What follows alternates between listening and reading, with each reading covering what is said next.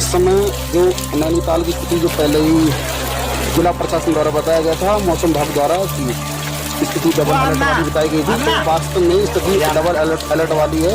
नैनीताल पूरा जलमग्न हो चुका है।